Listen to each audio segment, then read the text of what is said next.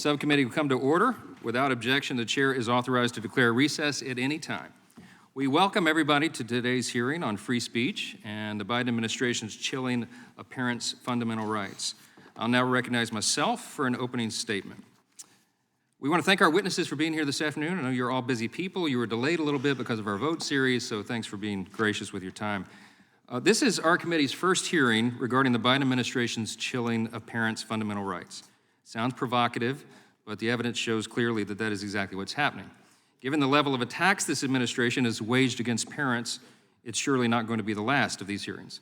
Today's focus will be on how the National School Boards Association colluded with the Biden administration to insert federal law enforcement into local school board meetings. It's clear that the Biden administration has no tolerance for those with ideological beliefs different from their own. But the Constitution guarantees freedom of speech and thought to all Americans, and that certainly includes the rights of parents over their children's education. When did it become the role of the government to decide what children should be taught without informing their parents? The vilification of concerned parents by this administration is a gross assault by the federal government and one that aims to bolster identity politics at the expense of the interests and the goals of parents in simply raising their families.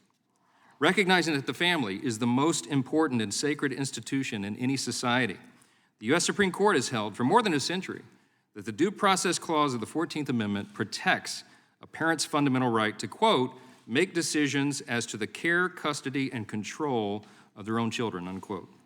The First Amendment also protects a parent's right to speak and advocate for their children. But that right has been significantly stifled over the past few years because the leftists have decided they apparently know better than parents do. That is an outrage, and the American people are rising up to say that they will no longer tolerate it. As the radical leftists push this woke agenda on America's children, parents across the nation began to speak up. They went to their local school board meetings and they spoke out. They shared their views on issues like critical race theory and mask mandates and school closures and controversial curricula. As more people spoke out, the NSBA, the National School Board Association, colluded with the Biden administration, and we use that term intentionally because that's how it's described.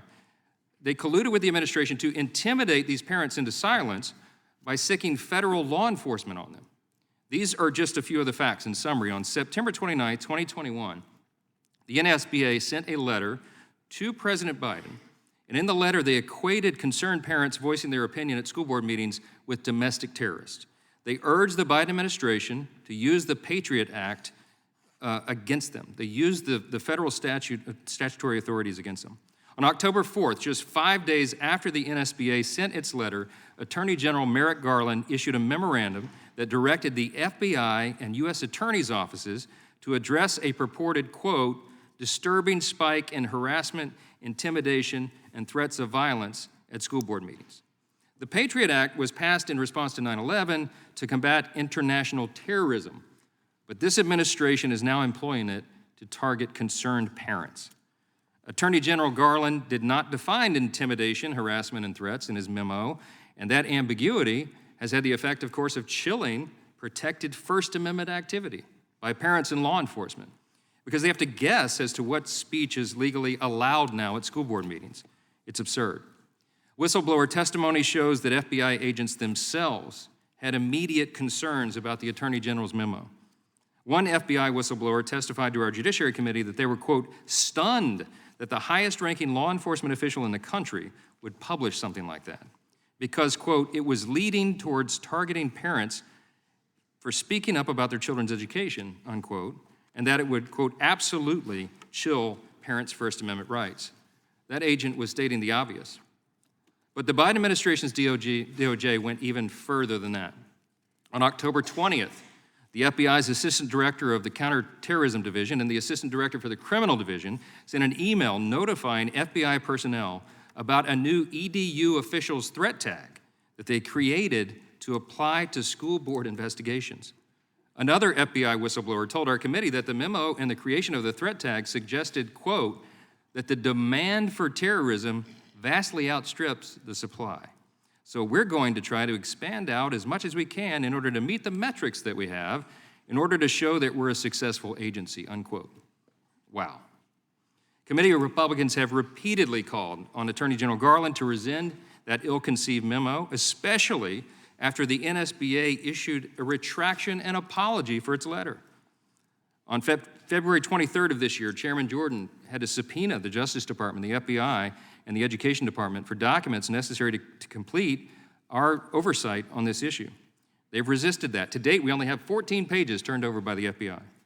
But from information obtained through the subpoenas, it is clear that the Biden administration has misused federal law enforcement and counterterrorism resources for political purposes.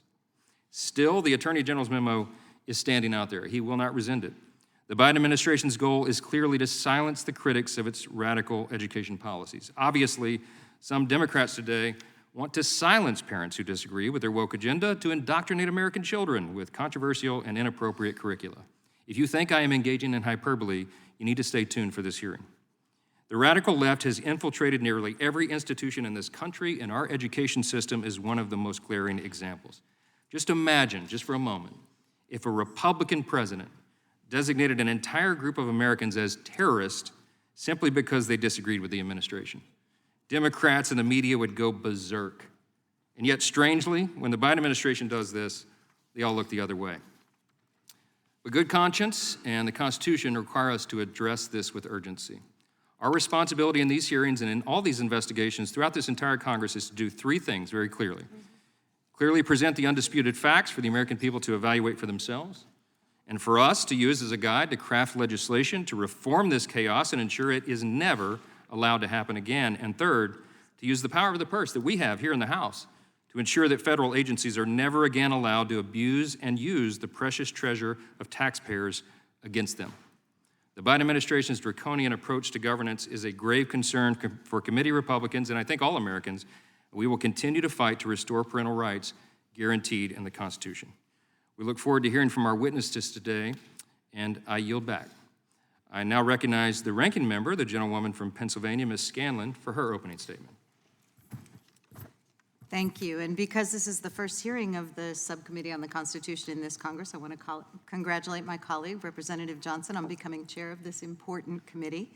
As the subcommittee's new ranking member, I look forward to working with you and other members of the subcommittee to find common ground wherever possible so that we can work together for the benefit of the American people. Of course, one of the challenges is finding an agreed upon set of facts, and I have to challenge much of what we just heard. Having served on school boards and having seen what's been happening across the country in recent months, recent years, I'd have to say that the real First Amendment threat that our schools, teachers, students, and parents are facing is the attempt to turn classrooms into the epicenter of divisive culture wars. Extremists are imposing their beliefs on all students and parents through library book bans, bans on certain subjects in the public school curricula, and censorship of educators, all to the detriment of students' learning. Since 2021, state legislators have introduced over 300 bills in 44 states, which can be characterized as educational gag orders. 20 of these bills have become law, and other states and localities have enacted such restrictions without legislation. Make no mistake, these bans represent the use of government power to deny students the chance to read books, to learn the full scope of our history, or even to be acknowledged as full members of American society. It's telling what types of materials these bans have targeted. These speech-restrictive measures are part of a systemic effort by MAGA extremists to eliminate portrayals of LGBTQ+ people and erase accurate teachings of racism from the American story. This march towards censorship and book bans deprives our students of an accurate and fact-based education. And as these politically motivated stunts take effect, they shortchange our children and silence parents who want their children to be fully educated on these subjects. Extremist politicians are more interested in abusing their power to bring divisive culture wars into our kids' classrooms and our neighborhood schools than they are in proposing solutions to actually help students and parents. If we're concerned about chilling free speech, we should be concerned that the conservative attacks on free speech have caused those who write and publish books to be censored themselves. According to the New York Times, one textbook publisher has gone so far as to remove all mentions of race in the description of Rosa Parks' experience in order to gain approval to disseminate those books in Florida schools. There's a huge difference between attempts to suppress free speech based on content, as we've been seeing in recent years, and addressing speech that may be criminal because it threatens violence, which we have seen directed toward educators and school board members across the country. Our Republican colleagues have tried to frame these potentially criminal acts to intimidate school board officials as examples of protected free speech by carrying in involved parents. They are not. Any reasonable person can see the difference between threats of political violence and legitimate political discourse. Unfortunately, this hearing is based upon that false narrative, or alternative facts, if you prefer to call it that, designed to promote chaos and division in our communities. Over the past few years, partisan divides have grown and bad actors have exploited those divisions for political gain.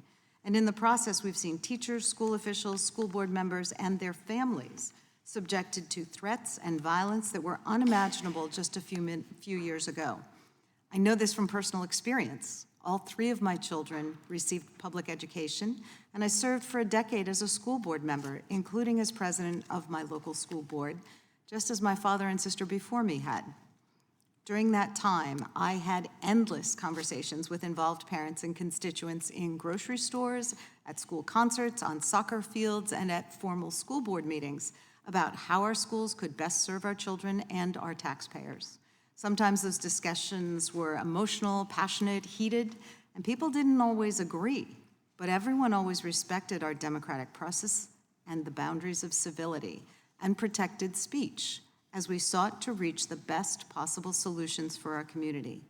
Not once in that decade did I ever witness threats to the personal safety of board members, educators, or their families.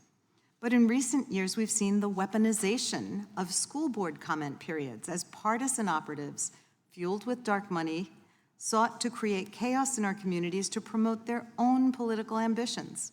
Near my district in southeastern PA, school board members received threats of evoking gas chambers and acts of physical violence. Other school boards had to suspend meetings and call the police when brawls erupted. In school districts across the country, school board members and their families were threatened with death and physical violence based on the positions they took in school board meetings. This kind of political violence is not normal. It is un-American. And it must be remembered that these attacks were happening against the backdrop of rising political violence across the country, in part stoked by these extremist right-wing conspiracy theories that have endangered public officials, from election workers to teachers to lawmakers to law enforcement in this very building. When school authorities sought help from law enforcement to address this terrifying trend of threats against them and the people they serve, the Justice Department made clear in its memorandum on the subject that it was concerned not with the constitutional right to engage, as Merrick Garland said, to engage in spirited debate about policy matters, end quote, but was concerned with criminal conduct, specifically threats that are not protected by the First Amendment. The Supreme Court established long ago that the First Amendment does not protect threats and incitements to violence or intimidation. So when some parents allege that their free speech rights had been impeded by the Department of Justice's memo outlining its limited investigation of unprotected speech and potential criminal conduct, a federal court dismissed that case and held that the violence was not constitutionally protected free speech. These are deeply troubling developments. I hope we can hear from our witnesses today about the true dangers to First Amendment freedoms in our country, of teachers being censored and books being banned in ways that are dangerous to our children's education, to our democracy, and to our social fabric, instead of hearing more about fake culture wars that are stoked by political actors. I thank all of our witnesses for participating in today's hearing, and I look forward to a fair, balanced, and substantive discussion of these issues. Thank the gentlelady. The chairman of the full committee, Mr. Jordan, is present, but I think he is waiving his opening statement in the interest of time. Thank you, Mr. Jordan. I now recognize the ranking member of the full committee, Mr. Nadler, for his opening statement, if he has one. Thank you, Mr. Chairman. I would also like to thank the gentlewoman from Pennsylvania, Ms. Scanlon, and to congratulate her on becoming ranking member of the subcommittee, the first woman to do so, and a position I also held for many years. Mr. Chairman, our First Amendment protections are precious. There's a reason the framers enshrined the freedoms of religion, speech, the press, and the right to peaceably assemble and petition the government for redress as the First Amendment to the Constitution. These rights limit government's power over our individual lives, thereby helping enable us to effectively participate in democratic self-government. And restrictions on these freedoms is certainly a topic worthy of examination in this subcommittee. It's unfortunate, therefore, that the new Republican majority would waste an opportunity for a serious discussion of this issue and is instead using the first hearing of this Congress to advance a spurious assertion that the Biden administration and the FBI are somehow chilling parents' free speech rights. There is scant evidence to back up the bogus claim of a wide-ranging federal government conspiracy to quell opposition to COVID-19 policies or so-called woke indoctrination by targeting parents who protested at school boards, as well as our colleagues across the aisle, would have us believe. The Republican majority has wasted untold taxpayer dollars in a failed attempt to corroborate an elaborate conservative persecution fantasy built atop just 2 documents. A single September 2021 letter sent by the National School Boards Association, or NSBA, to President Biden requesting federal assistance in the face of real and credible threats of violence at school board meetings, and a brief 1-page memo issued by Attorney General Merrick Garland simply directing the FBI and federal prosecutors to hold meetings with local law enforcement partners to discuss criminal threats against school personnel. Notably, neither the NSBA letter nor the Attorney General's memo mentioned the word parent, and the Attorney General's memo did not use the term domestic terrorism. No amount of hysteria that we will hear from on the other side today will change those 2 facts. Instead, this false Republican narrative, unsupported by the evidence, appears to have originated in messaging guidance designed by a documentary filmmaker associated with the Manhattan Institute, a conservative think tank. The majority has also relied on so-called whistleblower testimony to reinforce this manufactured narrative, pointing to the FBI's use of, quote, threat tags as an investigated potential criminal conduct. In fact, the use of such threat tags is nothing nefarious. According to the FBI, it simply uses these tags to track information and to spot trends, but it does not necessarily signal a full investigation. Here, the tag was used to track threats directed against school officials, not parents who attended school board meetings, as has been claimed by the majority. Moreover, as the Republicans' own recent interim staff report acknowledges, the FBI has indicated that none of the school board-related investigations have resulted in federal arrests or charges. The majority would have the public believe that this all adds up to some murky, nefarious conspiracy orchestrated by the Biden administration to chill parents' free speech rights. But there is a simpler explanation. The DOJ is doing its job. We are living during an epidemic of gun violence and mass shootings. Sadly, workplaces, grocery stores, places of worship, and perhaps worst of all, schools have been targets. And political violence of all stripes has become an increasingly common occurrence. Those of us who were in this House on January 6th know that all too well. In this environment, it is both reasonable and legal for the Department of Justice to ensure that state and local law enforcement have the resources they need to protect American citizens from violence and threats of violence. Of course, the First Amendment protects the right to protest vigorously, even with offensive or acerbic language. But the Supreme Court has also recognized that the First Amendment does not protect speech that is an incitement to imminent violence, a true threat of violence, or other criminal conduct. When a parent or any other person crosses the line from mere protest to credible threats of violence at school board meetings, this unprotected conduct undermines free speech values by intimidating other parents into silence. The DOJ memo explicitly acknowledged this very point, a fact my Republican colleagues always seem to ignore. Indeed, when a group of parents filed a lawsuit alleging a First Amendment violation based on the Department of Justice memo, a Trump-appointed district court judge dismissed the case, concluding that the memo did not target First Amendment-protected activities, but rather it targeted unprotected criminal conduct. Bogus conspiracy theories aside, Americans are, in fact, currently facing a very real threat to their First Amendment rights in the education context. That threat, however, is coming from state and local governments. Republican-controlled state governments across the country have enacted or proposed book bans and restrictions on training and curriculum. Undoubtedly, my Republican colleagues will cherry-pick out-of-context examples to justify this wave of legislation and other censorship measures, arguing that they are meant to protect children from age-inappropriate material or, quote, divisive concepts. But these extreme yet often vague legislative mandates are ultimately targeted at particular groups, and they invariably focus on books by Black and LGBTQ authors and on the teaching of American history that includes an honest examination of race and bigotry. Let me be clear. This state-mandated censorship does not protect students. Instead, these legislative efforts will likely harm students, teachers, and the quality of public education. We do not serve the interests of students when we shield them from the truth, as uncomfortable as the truth may be at times. Moreover, such ham-handed censorship statutes can lead to absurd results. For example, a Texas school administrator had to apologize after she advised faculty members to teach, quote, opposing perspectives, unquote, about the Holocaust in order to comply with a state law aimed at curbing the discussion of critical race theory in the classroom.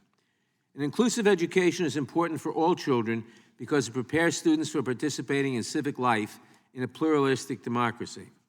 This state-imposed censorship will not protect our children or improve their education. To the contrary, it will harm them by promoting ignorance. Rather than chasing conspiracy theories and invented scandals that advance a false narrative, we have plenty of true threats to free speech that we could examine. That would be a much better use of this subcommittee's valuable time and resources. I hope that we will chart a different course going forward. And with that, I yield back the balance of my time. Thank the gentleman. Without objection, all other opening statements will be included in the record. And we will now introduce today's witnesses. Ms. Nicole Neely is the president and founder of Parents Defending Education, a national membership organization that provides parents with resources and support to advocate for their children's education. Parents Defending Education also advocates for and informs children and parents through investigative reporting and litigation and engagement with relevant local, state, and national educational bodies. Mr. Tyson Langhofer is a senior counsel and director for the Center for Academic Freedom at the Alliance Defending Freedom. Mr. Langhofer represents students and faculty at the public high school and college level in defending their First Amendment freedoms. ADF is the world's largest organization committed to protecting free speech, religious freedom, and parental rights. Ms. Tiffany Justice is a co-founder of Moms for Liberty. She's a mother of 4 school-age children of her own and has served on a school board for 4 years. Moms for Liberty is a national, nonprofit, nonpartisan organization that seeks to unify, educate, and empower parents to defend their parental rights at all levels of government. And finally, Ms. Nadine Johnson is with us. She serves as managing director of PEN America, Washington, and Free Express programs. She spearheads PEN America's engagement with the U.S. government on free expression issues in the U.S. and around the globe, focusing on matters of foreign policy, tech policy, privacy, and educational censorship. We welcome our witnesses and thank you all for appearing today. We will begin by swearing you in. If you wouldn't mind, please rise and raise your right hand. Do you solemnly swear or affirm under penalty of perjury that the testimony you are about to give is true and correct to the best of your knowledge, information, and belief, so help you God? Thank you. Let the record reflect that the witnesses have answered in the affirmative. Please know that your written testimony will be entered into the record in its entirety. Accordingly, we ask you to summarize your testimony in 5 minutes.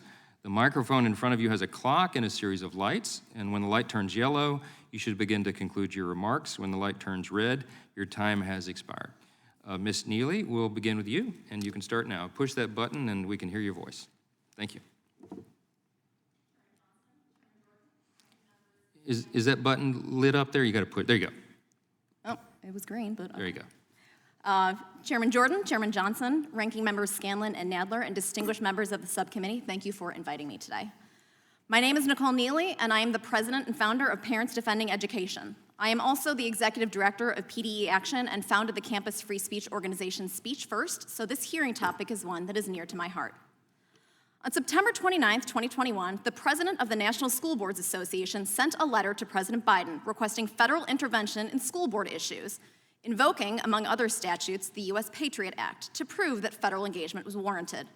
Her letter stated that the classification of these heinous actions could be the equivalent to a form of domestic terrorism and hate crimes. The NSBA sought assistance from the Department of Justice, FBI, Department of Homeland Security, Secret Service, and its National Threat Assessment Center, although an early draft of the letter revealed that the NSBA also initially demanded that both the National Guard and military police be deployed against parents. Families across the country were shocked by this letter, and even more taken aback when 5 days later, lightning speed in Washington, D.C., Attorney General Merrick Garland signed a memo on October 4th, 2021, directing the Federal Bureau of Investigation, working with each United States attorney, to convene meetings with federal, state, local, tribal, and territorial leaders in each federal judicial district within 30 days of the issuance of this memorandum.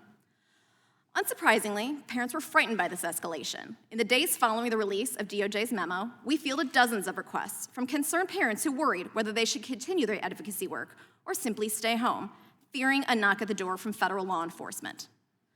Families' fears turned out to be well-founded. On October 14th, 2021, the acting U.S. Attorney for Montana sent a memo to the Montana Attorney General, all county attorneys, all sheriffs, the Montana Office of Public Instruction, and the Montana School Boards Association, outlining a short summary of federal statutes that may serve as a basis for a prosecution of such threats and violent conduct, in a move that calls to mind the law school game, Can You Indict a Ham Sandwich? 2 days later, on October 16th, 2021, the Deputy Assistant Director of the FBI's Criminal Investigative Division sent a joint message from his division and the FBI's Counterterrorism Division announcing the creation of the threat tag EDU officials to be applied to investigations and assessments of threats specifically directed against school board administrators, board members, teachers, and staff. This memo wasn't revealed until a whistleblower provided it to this committee in November 2021. In May 2022, Chairman Jordan stated that the Committee on the Judiciary had evidence that this tag had been used against parents dozens of times.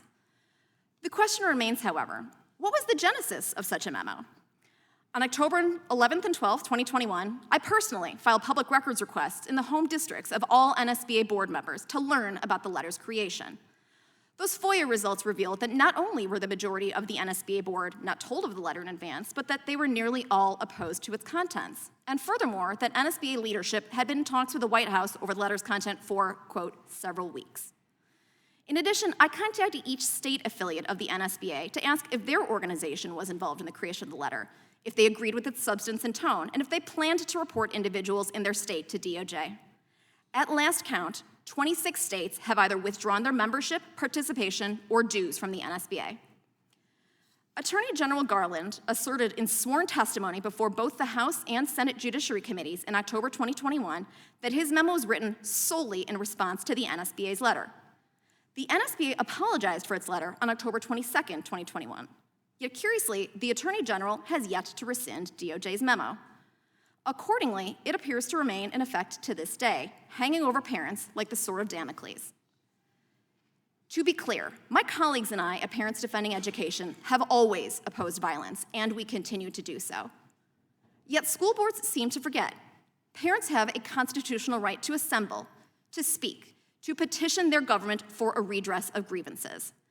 But sadly, the airing of these concerns is now viewed by elected officials as violent, offensive, or hateful, in many cases based solely upon the speaker's viewpoint.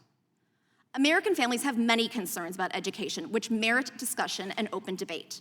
But there is no question that people have been chilled from speaking out against children's education. PDE has a tip line, and approximately 99% of the tips that we receive, people check a box because they want to be anonymous. They credibly fear retaliation, both against themselves as well as their children. It is lamentable that American parents no longer trust their local school officials, but it is tragic that they now fear their federal government. Thank you for your time, and I look forward to your questions. Thank you, Ms. Neely. Mr. Langhofer, you may begin.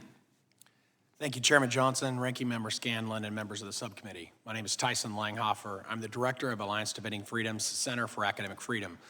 Alliance Defending Freedom is the world's largest legal organization committed to protecting religious freedom, free speech, sanctity of life, marriage and family, and parental rights.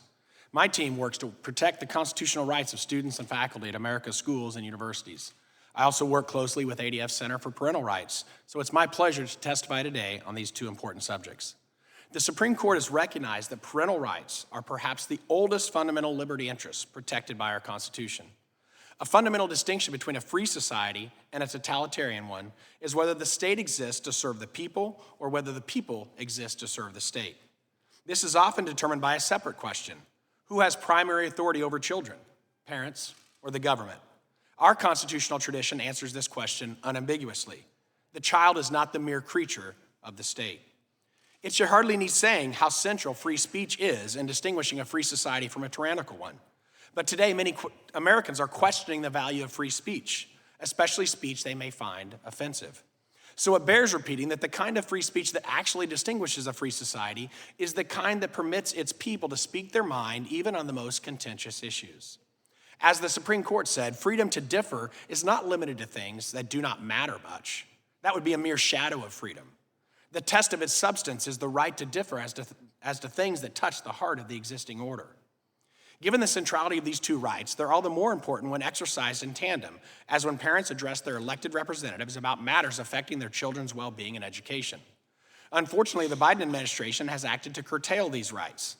This action has come in many forms, but I'd like to direct this subcommittee's attention to two: Attorney General Merrick Garland's 2021 memorandum and the proposed rulemaking redefining sex in Title IX. With the wave of remote learning brought on by COVID-19, parents garnered a new perspective on their child's education. Many didn't like what they saw, especially when it came to curricular materials promoting radical, unscientific views about sex and gender. So they did what every citizen has a right to do. They went to their school boards. The school boards were not very receptive. Loudoun County was infamously hostile. One elementary school teacher, Tanner Cross, spoke in a public comment period about his opposition to a proposed policy that would require him to engage in social transition of his students. Within 48 hours, he was suspended. ADF represented him in a lawsuit against the board and secured his reinstatement, which was affirmed by the Virginia Supreme Court. But the school board subsequently enacted the policy and continued silencing people. Here's where the administration comes in. The Biden administration admitted that it worked with the National School Boards Association in producing a letter from the NSBA to the administration. The letter cited the events in Loudoun County and generalized parental opposition as, quote, acts of malice that were, quote, equivalent to a form of domestic terrorism. The NSBA later apologized, but the Biden administration had already gotten what it wanted, a pretext to target parents. A few days after the NSBA letter, A.G. Garland issued his memorandum mobilizing federal law enforcement officials. A.G. Garland claimed that this was focused exclusively on violent acts, but his own memorandum sweeps much broader, and it unquestionably chilled parents in exercising their rights. Even though the public outcry was severe, the administration would not rescind the memorandum. After intimidating parents into silence, then the administration moved to codify the very policies they were objecting to by proposing to redefine sex in Title IX to include sexual orientation and gender identity. And it expressly blesses policies that would require schools to engage in social transitions for students, even while hiding this from parents. ADF successfully represented a teacher in Kansas challenging such a policy, and ADF is currently representing parents in Wisconsin. In that case, the school wasn't just keeping social transition secret, they were insisting on doing it over the objection of the parents. The Title IX changes also dramatically impact free speech. ADF is representing a student, parent, and teachers, all of whom were punished for expressing a view about gender identity that was different from the view the school requires. In all of these cases, the school cites to Title IX as a basis for their coercive actions. The Biden administration's actions are both chilling and outright curtailing parents' most fundamental constitutional rights. I urge this subcommittee to use all means at its disposal to counter this executive overreach, and I welcome any questions. Thank you, Mr. Langhofer. Ms. Justice, you may begin. Good afternoon, distinguished members of the Constitution and Limited Government Subcommittee. My name is Tiffany Justice, co-founder of Moms for Liberty. Founded in 2021, Moms for Liberty has 275 chapters in 44 states and is growing every month.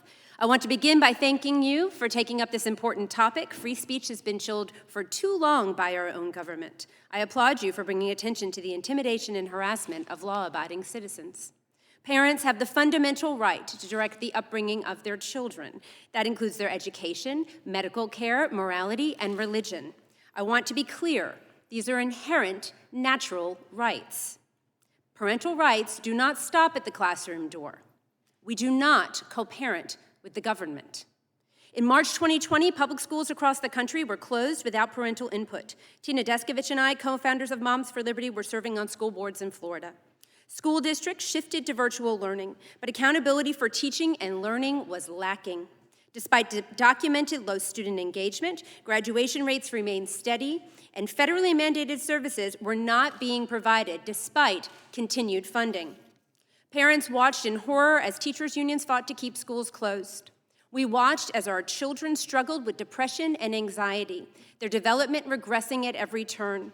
Nationally, parents were asking when and how had we become a nation that was more concerned with protecting adults than protecting children. Parents desperately wanted to help their children, and they turned to their school boards to try to understand why it was okay for people to gather and riot in the streets and not for children to gather and learn in classrooms. In the U.S., the right to petition the government to correct a wrong or achieve a goal is fundamental to the workings of our constitutional republic. Parents who took up this right were silenced. Then, the premier law enforcement agency of the United States of America, the FBI, was used as a weapon by the DOJ against parents who dared to voice their concerns at the most local level, their school board. Thanks to the whistleblower, we now have evidence that Attorney General Garland instructed the FBI to take action against parents, and that a threat tag was created for parents who spoke up in public meetings. How dare they? One of our moms was one of those parents targeted. 1 minute, you're making peanut butter and jelly, and the next minute, the FBI is calling you. You answer the phone, and they want to talk to you about your comments at a school board meeting last week. Do you have any guns in your home? Do you have a history of mental health illness? Oh, and by the way, don't tell anyone we called. When this mother called me, I was numb. I was shocked. I did not know what to say. Can the FBI ask you to be confidential about their inquiry to you? I immediately worked to make the Judiciary Committee members aware of this situation. Did the actions of the Biden administration chill the free speech of parents? Yes. There is no doubt. It sent shockwaves across this country that we still feel today. And what did this mom do wrong? She disagreed with her school board. That is not illegal in this country. Are we not allowed to have differing views? 115,000 members strong, we attended school board meetings, often facing unjust treatment. Parents were expelled, their mics were cut off, and many were prevented from speaking. We are moms, dads, uncles, aunts, grandparents, and concerned citizens. We are not domestic terrorists, and we will not be silenced to protect a failing system. The DOJ betrayed the trust of the American people. There must be accountability. While the FBI made phone calls to parents who spoke out at meetings and wrote memos calling concerned parents domestic terrorists, I submit to you what the federal government was not doing was paying attention to educating our children. America's public education system is failing.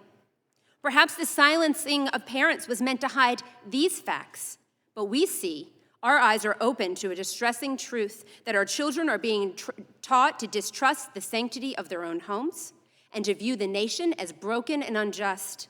We witness schools and states fueling this fire, encouraging such beliefs to take hold.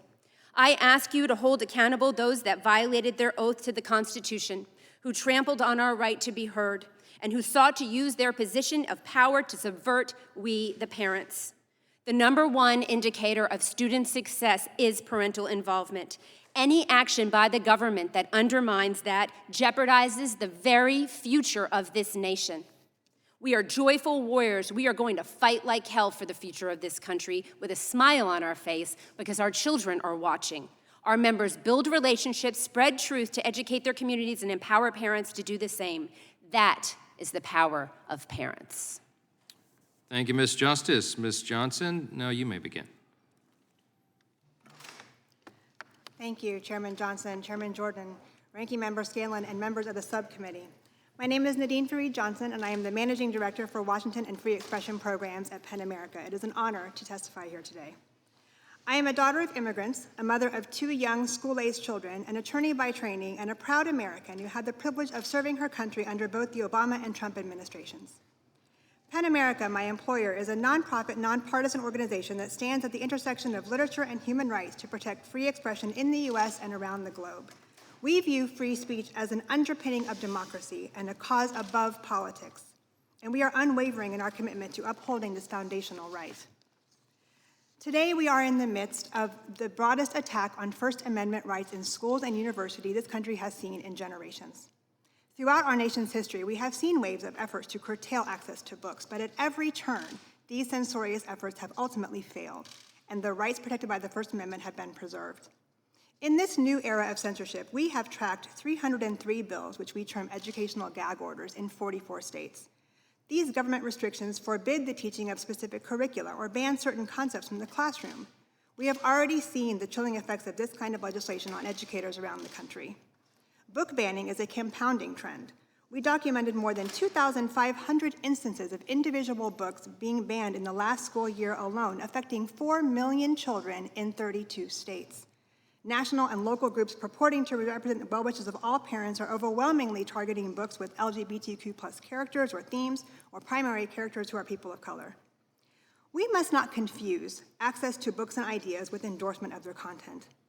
Books such as Mein Kampf, The Communist Manifesto, Uncle Tom's Cabin, and Gone with the Wind are on public and school library shelves as they should be.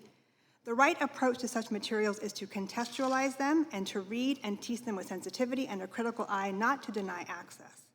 And the right answer when it comes to different ideas about books cannot be to cull the ones to which anyone objects. That would too easily leave nothing on the shelf. Parents have a right and a responsibility to be aware of, involved in, and express concerns about their children's education.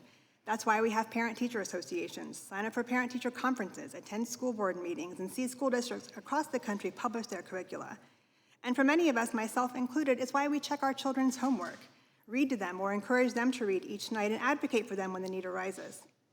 Yet much of what we are seeing now is not just parents being involved in their children's classrooms. It is instead an effort to impose the wishes of a few onto entire communities by enlisting the government to act as a proxy and engage in censorship on their behalf. Supreme Court jurisprudence has repeatedly made clear that the First Amendment, including the right to receive ideas and information, applies in public schools. School boards may not contract the spectrum of available knowledge. We can certainly disagree about and debate training materials, classroom discussion topics, and more. And at times, materials in use in American schools may be tendentious or heavy-handed, but the right approach to handling this is to raise concerns and work together to address them. The answer is not legislated bans. Given our work all over the world to fight threats to free speech, we at PEN America are particularly attuned to the fact that educational censorship laws and book bans are a long-standing tactic of repressive regimes. Apartheid South Africa banned 12,000 books. The Nazi Party burned un-German ones. More recently, Iran banned the study of English in primary school. Hungary banned all curriculum referencing homosexuality from schools. And Russian laws banned so-called LGBT propaganda as well as criticisms of the state. Right now in the US, measures aimed at silencing the exchange of ideas and open inquiry in schools are creating a climate of intimidation and fear that detracts from teaching and learning. We risk giving students only a sanitized, narrow education that will constrain their ability to understand and engage with the multiplicity of ideas, perspectives, people, and stories that make up our world. An erosion of trust in our educational institutions, our education professionals, and one another risks undermining fundamental elements of our democracy. I want to end with the words of a speaker at a meeting of the Martin County, Florida School Board earlier this week. A 100-year-old woman named Grace Lynn stepped up to speak, indicating she had attended to share her shock and dismay at the recent book bans in her county. She noted that her husband had died young fighting in the Second World War to defend our democracy, our Constitution, and our freedoms. And she said, "Banned books and burning books are the same. Both are done for the same reason, fear of knowledge. Fear is not freedom. Fear is not liberty. Fear is control.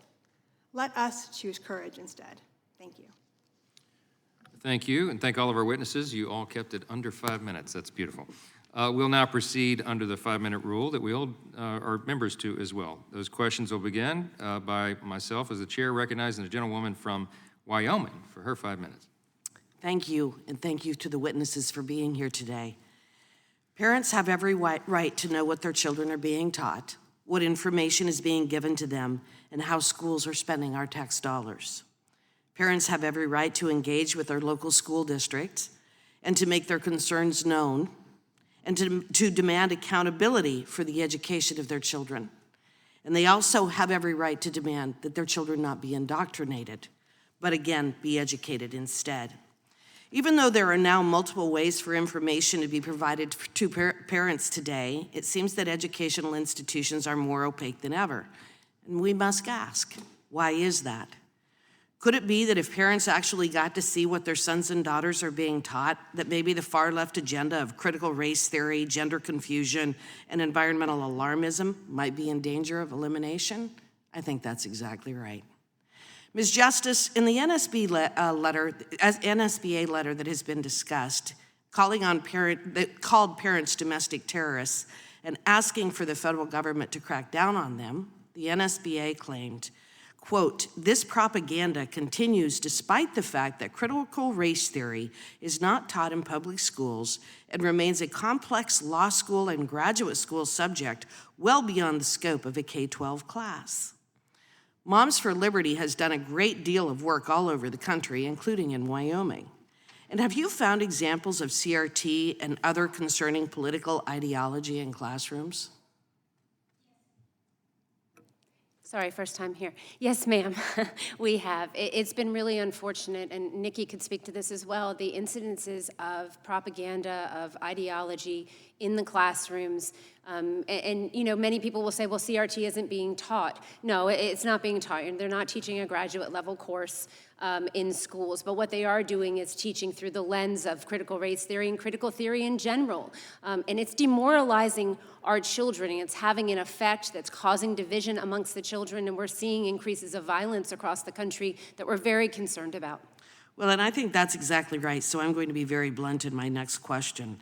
Is it fair to say that the NSBA lied to the Biden administration and DOJ about the teaching of CRT in our lower grades? Yeah, I absolutely think they did. What we saw, I mean, the National Center for Education Statistics conducted a study of long-term trends in reading and math assessments for 9-year-olds to examine student achievement during the pandemic. Average scores declined 5 points in reading and 7 points in mathematics compared to 2020. My question continues to be, why do we continue, you're talking about books here, but no one wants to talk about reading proficiency. American parents are very concerned about what's happening in our schools, and I think it was a real effort to silence us when we came to the school boards. The school board members did not want to answer questions, and they wanted to protect the system. I think that's exactly correct. And there's one other point that I think is important to make, and that is that we have a committee report that cites numerous instances in which the National Threat Operations Center routinely received tips based on everything related to parents and their involvement and attendance at school boards, except they're engaging in unlawful action. Through the full committee and our select subcommittee on the weaponization of the federal government, we have routinely exposed that the DOJ has not been going after violent acts or unlawful acts, but they've been going after people with whom the left disagrees. Would you agree? Yes, ma'am, I would. Okay. Ms. Johnson, I just have a real quick question for you. Do you believe it is censorship to prohibit teachers from exposing first graders to Penthouse magazine? Do I believe it is I'm sorry, ma'am. Do I believe it's censorship to? Do you believe it is censorship to prohibit teachers from exposing first graders to Penthouse magazine? I don't know of any instances in which a... That isn't my question. My question is, do you believe that it is censorship to prohibit teachers from exposing first graders to Penthouse magazine? I believe that it is important that we have parents, teachers, and educators You are not going to involved. answer my question then, is that right? I believe it is important to have parents, teachers, and educators involved in understanding what is being presented to students. Do you believe that and it is there appropriate to present Penthouse to first graders? Of course not. Thank you. I yield back. Thank the gentlelady. Now recognize the ranking member, Ms. Scanlon, for 5 minutes. Thank you. As I noted in my opening statement, we've seen a troubling rise in violence, threats, and intimidation against school officials in recent years. I would note that most of these school officials are, in fact, parents, grandparents, moms, and dads in their own right. Furthermore, overwhelmingly unpaid public servants, unlike those who are seeking to weaponize the school board proceedings for their own attention-getting or political purposes.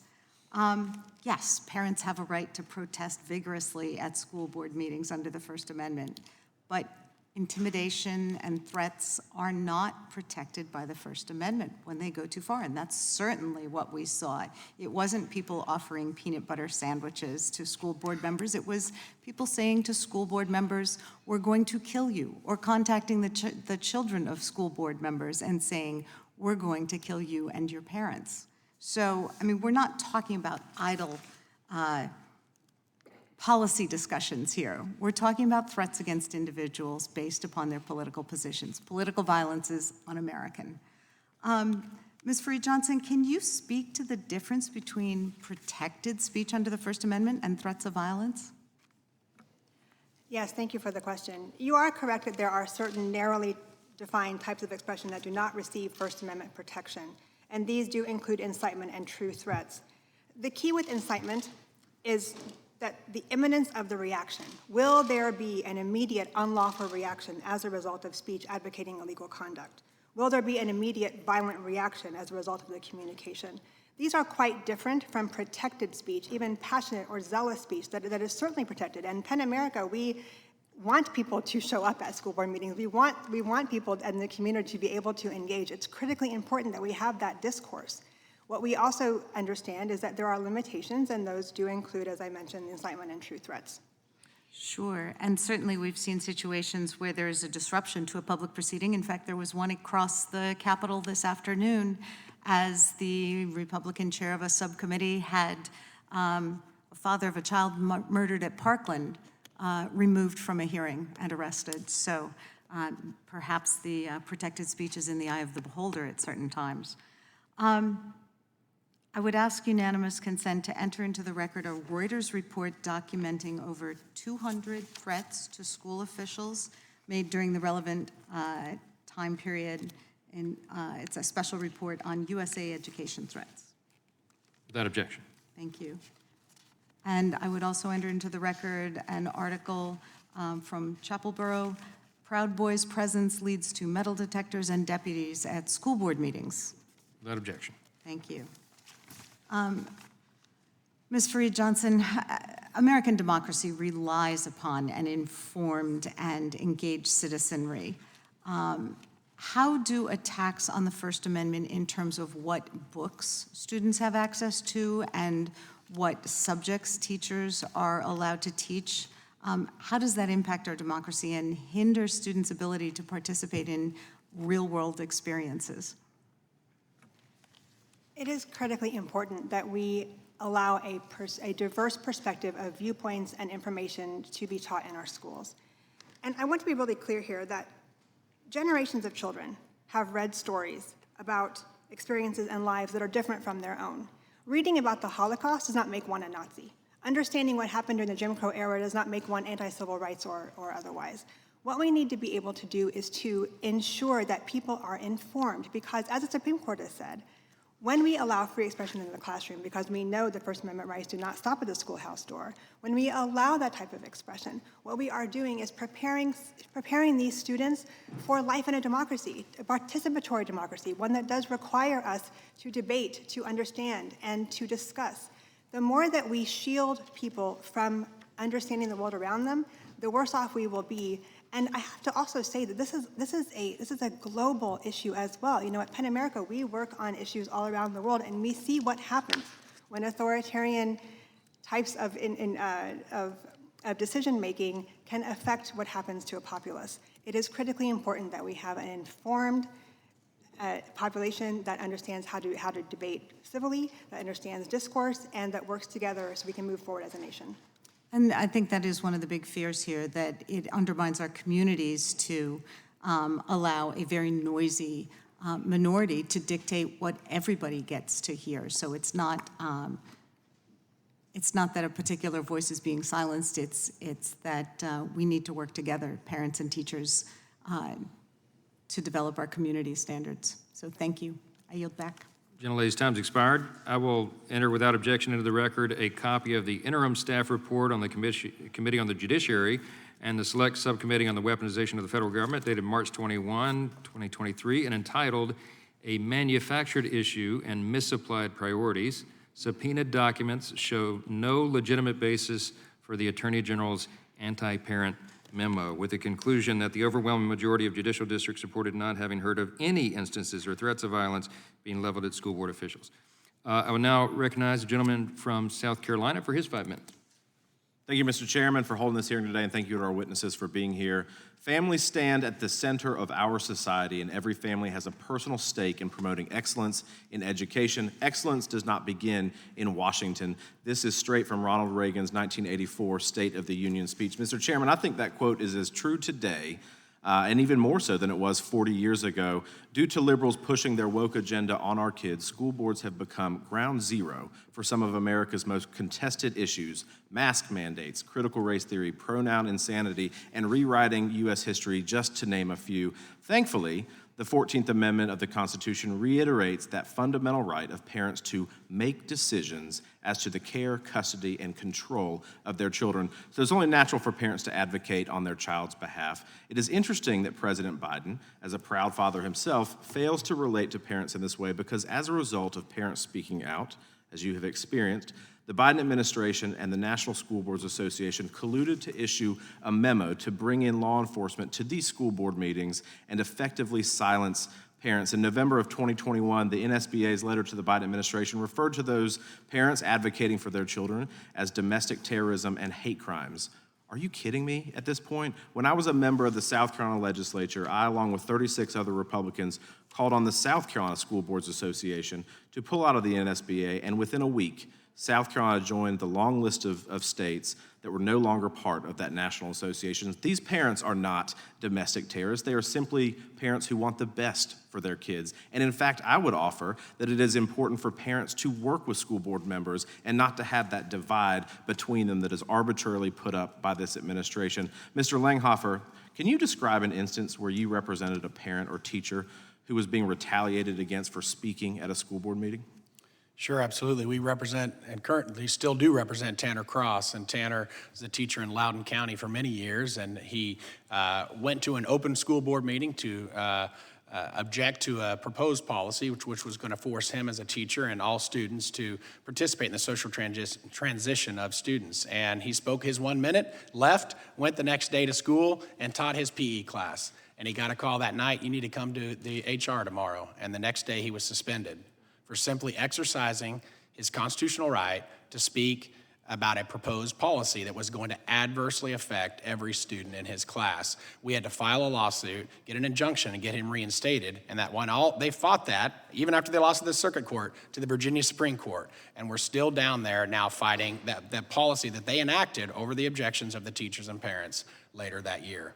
Thank you. Do you think the Attorney General's October 4th memo, did that result in hostility toward parents that were advocating against some of the liberal agenda items that were coming in front of school boards? It absolutely did. We had calls from parents and teachers across the country who indicated that they were really worried about whether they still had the right to go speak at these school board meetings. When you've got the power of the Department of Justice and the FBI telling you that if you go to these school board meetings, you may be labeled a domestic terrorist by the NSBA and DOJ may target you, it absolutely affected them. And it took away their right to advocate for their kids, which is their constitutional right. Right. On the one hand, it would seem to indicate that parents were not welcome at a school board meeting to talk freely with their elected representatives. Is that fair to say? That's absolutely what's fair to say, because the DOJ issued their letter solely based upon the NSBA, and the NSBA has now retracted that letter and apologized for it. Right, and on the other hand, instead of kind of setting up a collaborative approach where parents are working with school boards, you kind of have that divided line with this memo that makes it a very adversarial process when a parent comes before a school board. Would you agree with that? It absolutely it created a much more hostile environment for parents to be able to collaborate in the political process. In your experience, what are some of the topics that parents bring up at these school board meetings? And do you think that these parents have valid concerns in bringing them up at a school board meeting? Yeah, our experience with parents and teachers that we represent are they were advocating against policies which would force every teacher at a school to participate in the social transition of students as young as kindergarten and first grade without the permission of their parents and hiding that information from the parents. They also were objecting to curriculum and materials and presentations which classified students based upon their race or their religion and sex and classified them into oppressors or oppressed and labeled them and then created this divide at the school that wasn't there prior to those curricular materials. Thank you, Mr. Chairman. With that, I yield back. Thank you. Gentleman's time's expired, and Chair recognizes the gentleman from New York, Mr. Nadler. Thank you, Mr. Chairman. Ms. Freed-Johnson, you wrote in your testimony that we must distinguish between well-developed, widely accepted methods of interplay between political bodies, educational systems, parents, and citizens, and the current spate of deliberate methods to exert ideological control over what can be read, learned, or thought about in schools.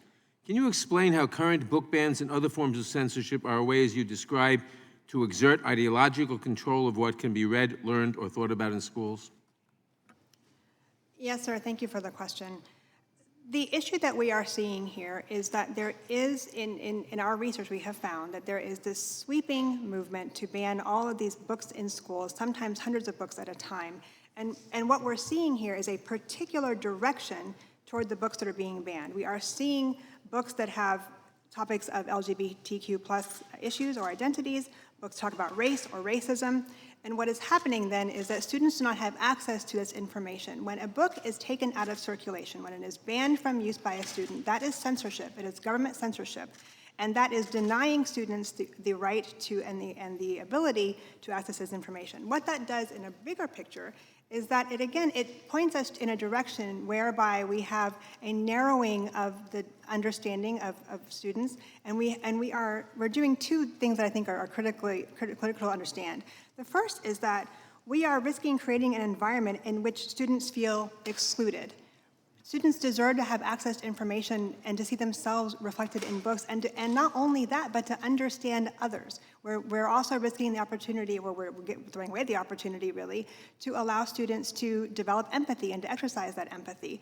And then finally, we are also not preparing our students then for active and effective participation in our pluralistic society in a way that will make them the engaged adults we hope they will be. Thank you. Ms. Freed-Johnson, the Supreme Court, in its plurality opinion in Board of Education versus PICO, rejected a school board's claim of absolute discretion to remove books from a school library. In reaching its opinion, the court observed that, quote, access to ideas makes it possible for citizens generally to exercise their rights of free speech and press in a meaningful manner, and that such access prepares students for active and effective participation in the pluralistic, often contentious society in which they will soon be adult members. What effect does censorious legislation have on students' preparation for adulthood? If we do not have students who understand the world around them, they will be less prepared to engage in that world. We need students to understand not only different types of people, different types of families, different types of communities. We need them also to understand what has come before. So much of what we're seeing in these bans actually has to do with U.S. history and world history, and that again contracts the amount of knowledge that these students have and allows them and does not prepare them well to engage, and also doesn't allow them to learn from what came before. When we're talking about these situations that have come, sometimes we have many dark periods in history. What we need to be able to do, though, is understand from those periods of history, to learn from them, and to do better. If we don't give students the information, then they won't be equipped to do better. Thank you. Ms. Freed-Johnson, did the NSBA letter call parents domestic terrorists? And if not, what did it in fact say? I actually don't have the letter before me. My understanding is that it did not refer to them, refer to the parents as directly as terrorists. And look, I'm a parent. I'm a parent who gets involved in her children's education. Some might use the term helicopter to describe me, and I wear that badge with pride. It is something that is really important for parents to be engaged.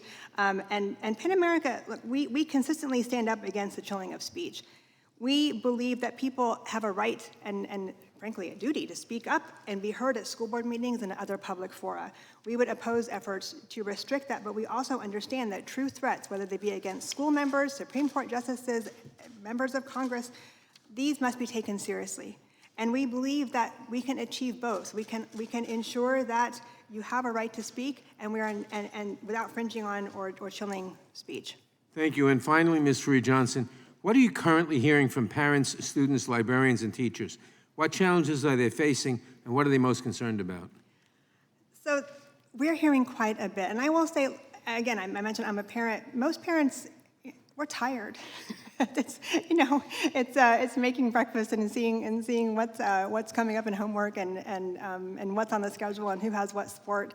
But we are also wanting to ensure that our school systems are really working for everyone. And that means that we don't have the viewpoints of one or two or a handful of parents then twisted and used by the government to censor. That's really what we're worried about.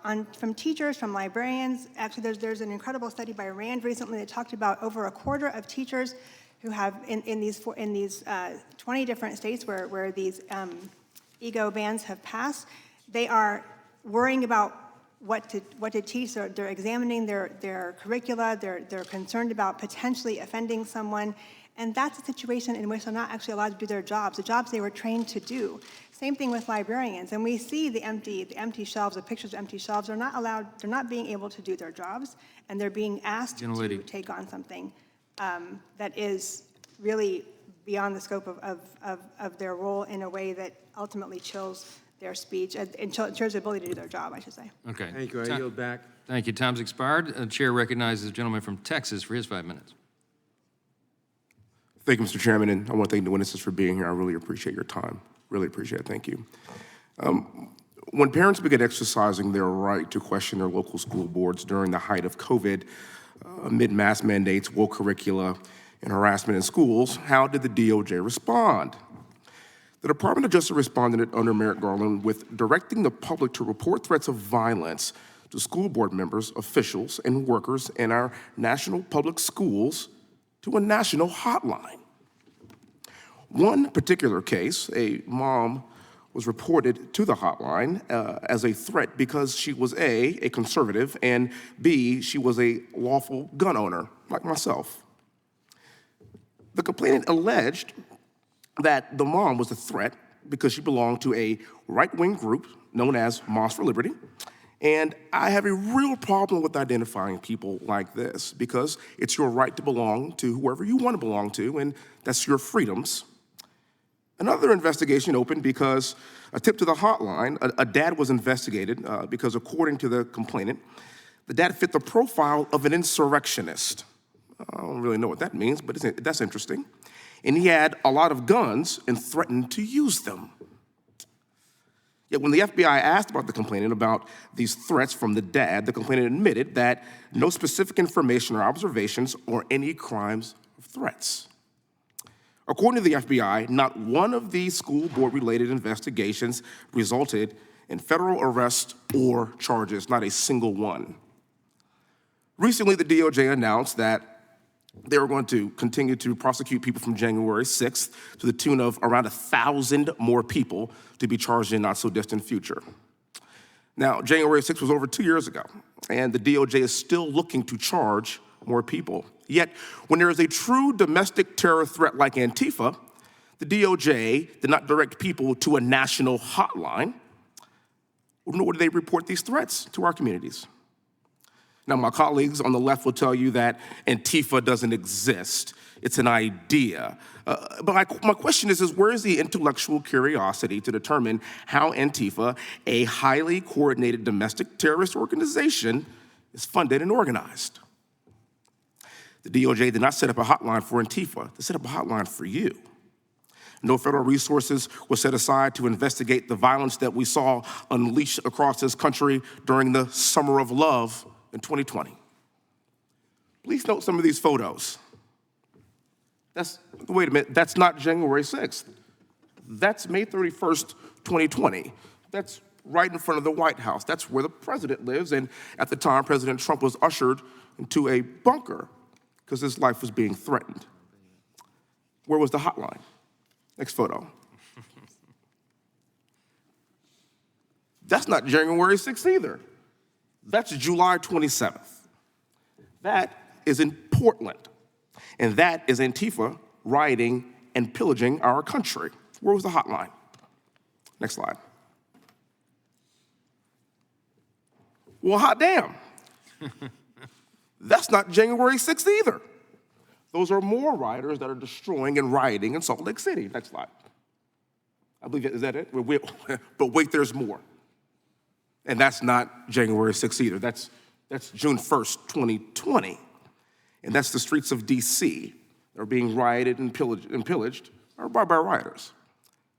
Where's the outrage? Where's the hotline?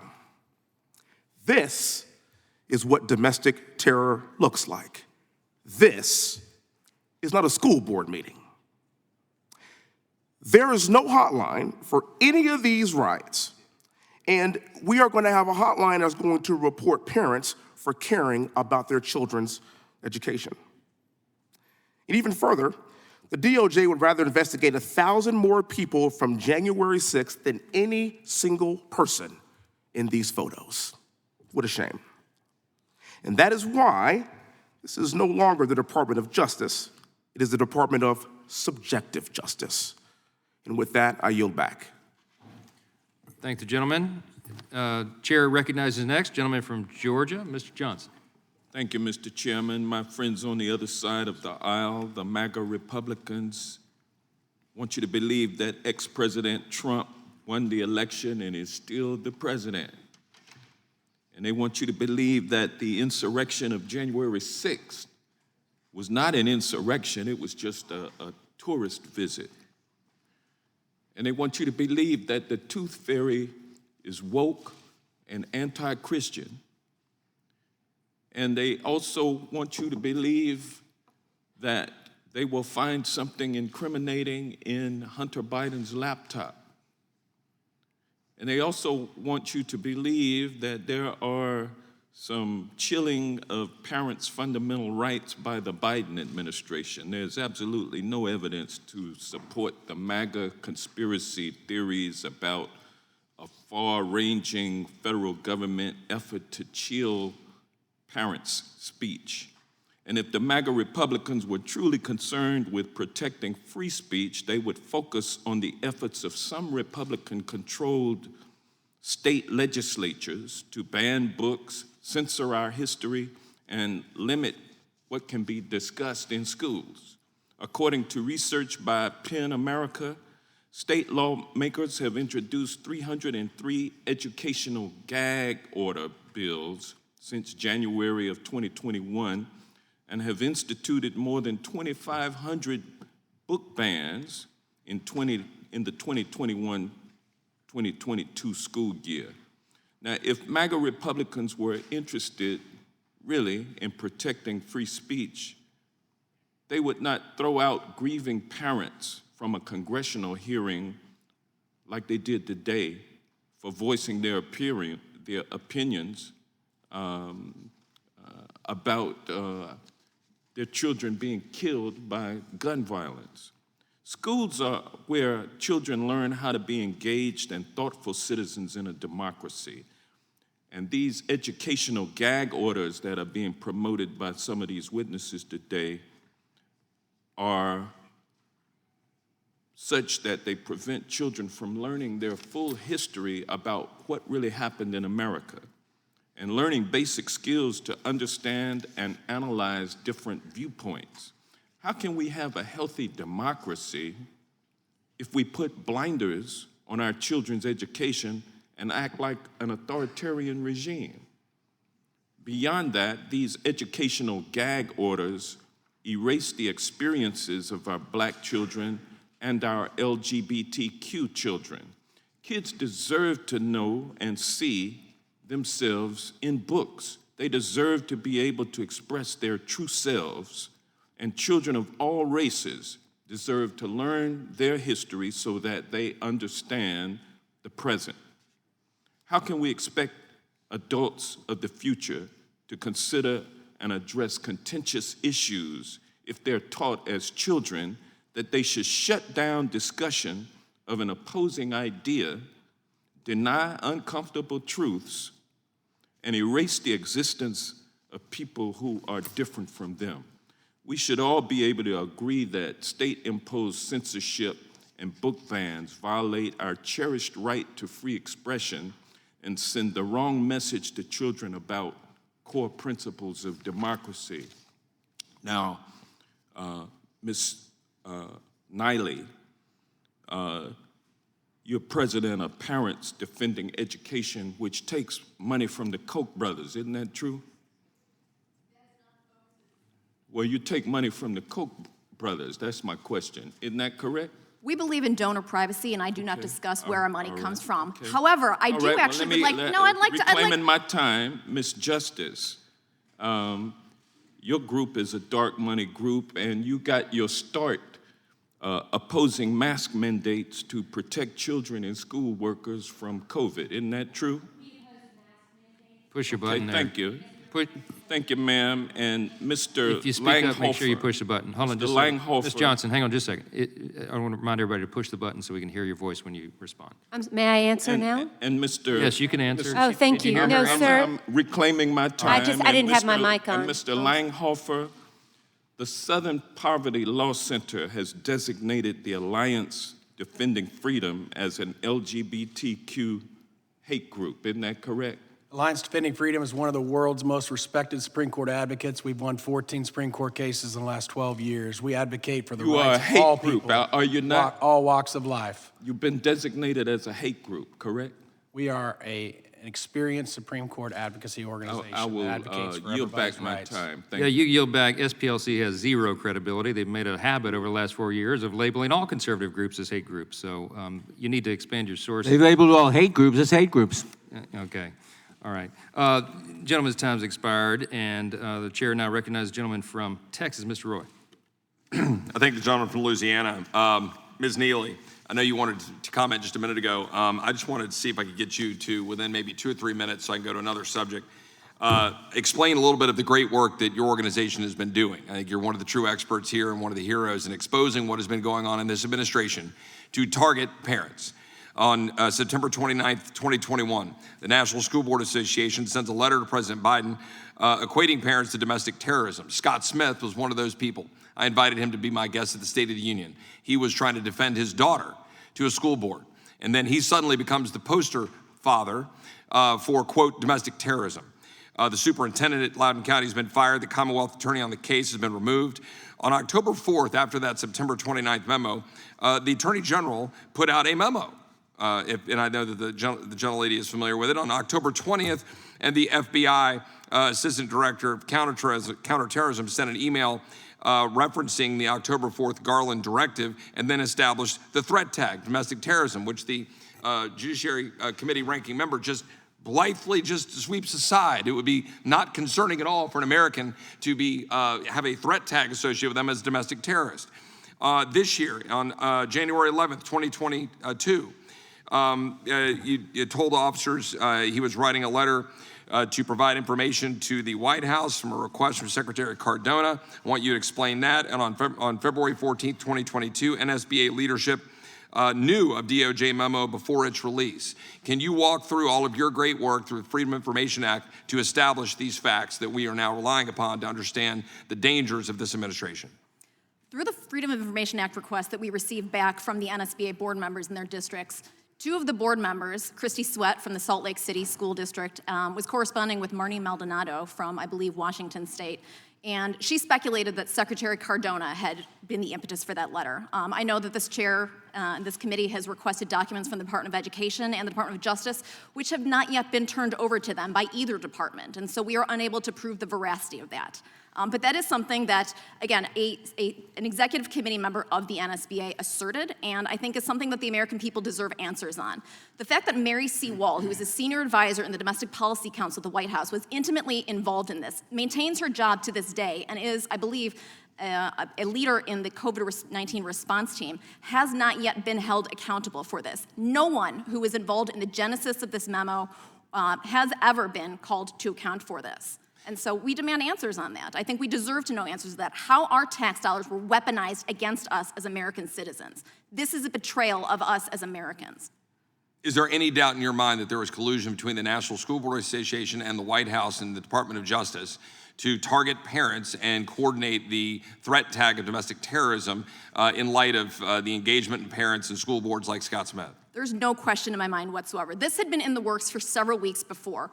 There was also evidence that the National Association of Secondary School Principals, they released a statement on September 16th, 2021, calling for federal intervention. The American Association of School Superintendents also put out a statement, although they, in NSBA documents that were later released in May 2022, declined to request federal intervention. It feels very much like there was an effort afoot by a number of outside organizations to gin up support for a pretextual investigation by the federal government. So moving on to another subject in my minute and a half that I have left, I've heard a lot of colleagues on my other side of the aisle talking about book bans and accusing people in Florida, particularly Governor DeSantis and the people of Duval County, Florida, saying they want to ban books.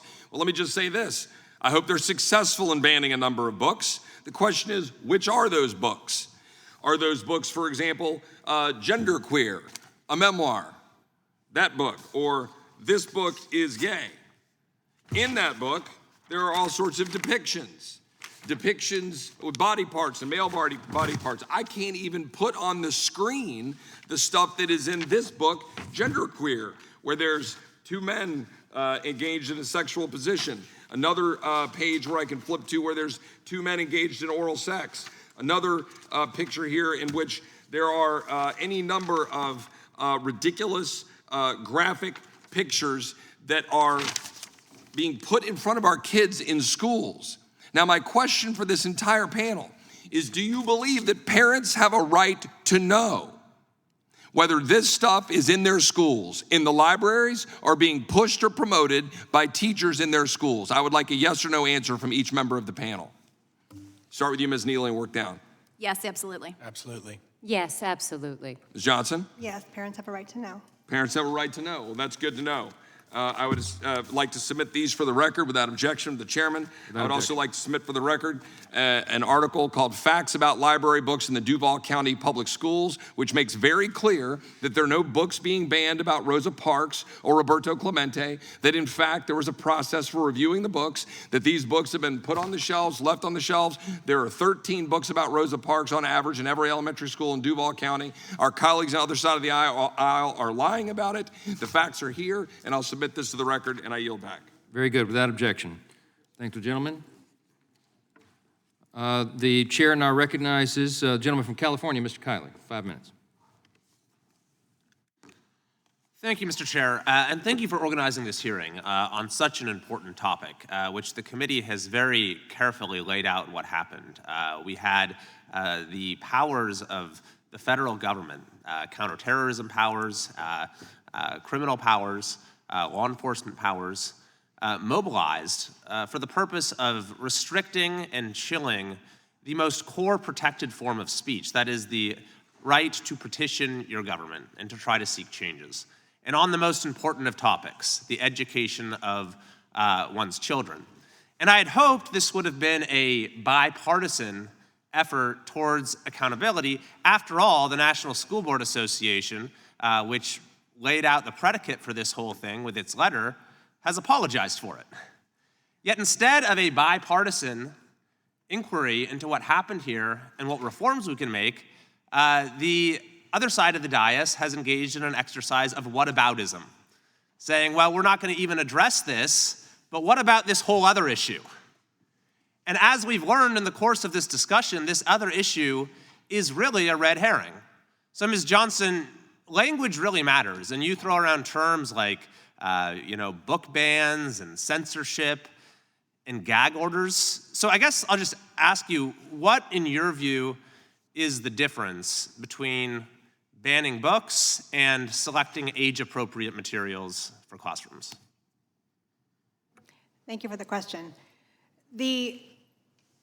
What we're seeing now in terms of banning books, I'll back up a minute. PEN America defines a book ban as the removal of material that had been previously available for students, whether that material is being removed as a permanent matter or for a review that sometimes turns into a long-form review and ultimately results in, the access to the book being removed. When we're talking about a book ban, what is happening is the government, the heavy hand of government coming in and saying that this book may no longer be accessed by children. Age appropriateness is a different matter. When we're talking about age appropriateness, there are actually a number of frameworks that exist for this. There's a Lexile framework that talks about what books should be, how books should be categorized and what ages. There are publishers who talk about this book is for young adults, this book is for children. So let's just take an example. You said earlier that you think Mein Kampf should be available in classrooms. What I said is that Mein Kampf, the Communist Manifesto, and other such books are available in public and school libraries and should be so that we can learn about them in And should be. So did you mean for high school or elementary school? That is not for me to say, sir. I am not an expert in terms of the age appropriateness. That's fair. And so if Mein Kampf were not, or were in elementary school and they decided we're not going to have it there anymore, would that be a book ban? If it had been in an elementary school and was removed and placed in a high school, that's a good question. I think, look, it depends on the actual situation, and you're talking to someone who's gonna. You're right. I know, it but does look, depend. I'm not trying to. It does depend on the situation. It depends on the situation. So clearly, you agree that there are some books that shouldn't be available to some grade levels. I think that from my perspective as a parent, there are some books that I would not want my children to read. You might have a different perspective than I do. You might say those books are fine for parents. That's and I right. completely respect that. What my concern is, sir, is that if it was my decision and I say I want you to ban all these books and the school board says great because she said so. That's what I don't want to happen because it is not up to me. It is not up to me as one parent to dictate. That's right, and you have school boards who are making these decisions with input from the community.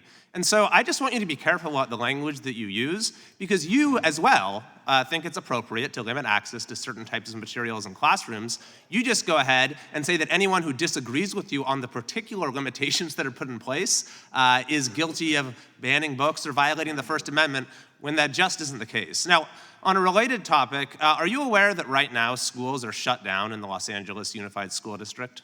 I am aware of that, yes. Because of yet another school shutdown and strike. And are you aware that in that school district, kids were out of class for up to a year and a half?